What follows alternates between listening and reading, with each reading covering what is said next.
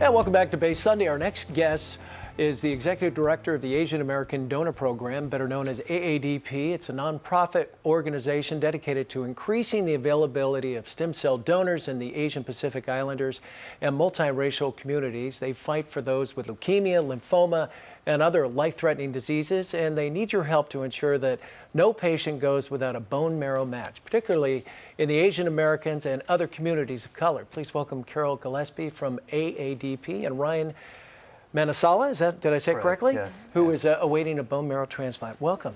Thank you. Welcome. And Ryan, first of all, why don't we start with you? How you doing? Yes, I'm doing pretty good. I was in hospital for 3 months, and now I've been out for 3 months, so it feels great to not. You're 27, and where are you from? I'm from San Jose. San Jose, Yeah. and you were just diagnosed the first of the year, right? Yes, exactly. And what, were you just not feeling good and you went in? Yeah, I was getting headaches. I had a high fever earlier that month, and also nosebleeds, which was very uncommon for me. And then so I decided to get a blood test, and then later on that day I found out I had leukemia. Yeah. Now, your descent, you're Filipino, but you mentioned you've got some Asian blood and some Hispanic blood in you as well. Right. And they've gone through the whole world and not been able to find a match just yet, Yes. right? And that's where you come in, right, Yeah, Carol? yeah. Is this story common? It is very common. And so what we do is we go into the community and help the patients tell their story and hopefully register more people on the national registry. And that really is the bottom line, getting more Yep. people to go in and register. Right, it's a numbers game. There's 10 million people on the registry right now, but there are only 60,000 Filipinos on the registry. So how are you going to find a donor Right. if you need one within that, that number of people? And you need this, right, to survive. Yes, I do.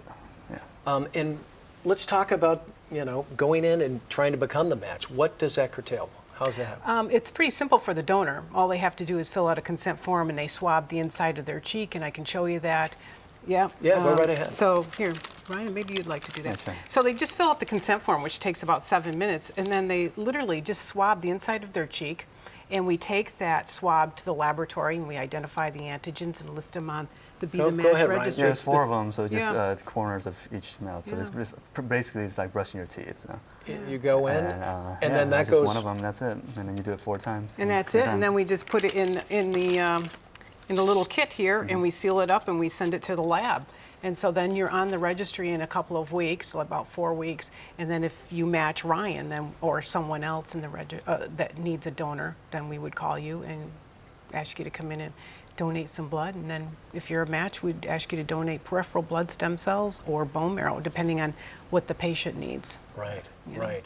And right now, that's the issue, just getting people to come in. Yeah, like I said, it's a numbers game. And if you're ethnic minority, the chances of you finding a donor are very slim. And with a lot of biracial marriages and biracial children, that gets it tougher and tougher. I Oh, would imagine, absolutely. Right? Yeah, it's extremely difficult for someone that's mixed race to find a donor. So the earlier you start looking, the better. Yeah.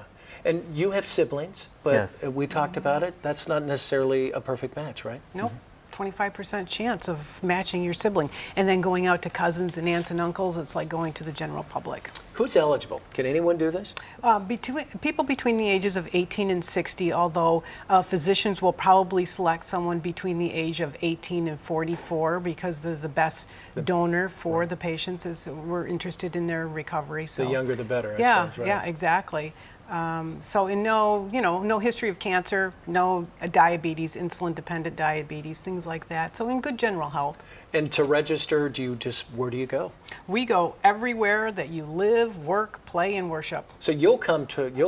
I will come, yes. Yeah. And do the swabbing and take it and register them.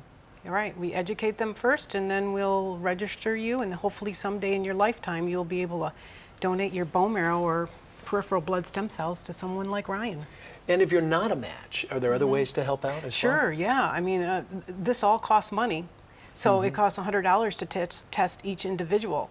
So if you're not within the age that we're looking, then maybe you could make a financial donation. We could also use volunteers. Okay. For sure. And Ryan, you wait now, I guess. Is that Yeah, it? Well, yeah. you wait for more people to come in to see if they're a match?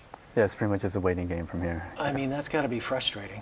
Yeah, in some ways, but again, I'm just happy to be out of the hospital and still living my life around. And are you in a good part of your life right now? Are you getting around okay and all that? Oh kind yeah, of thing? definitely. I think the first month was kind of difficult, just transitioning back.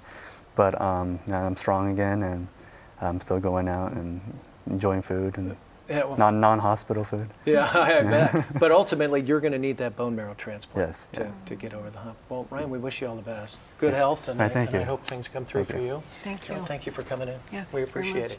If you'd like more information on the Asian American Donor Program, please visit aadp.org. That's it for this week's Bay Sunday. Back next week with more of the program. So until then, have a good week, everybody. Thanks.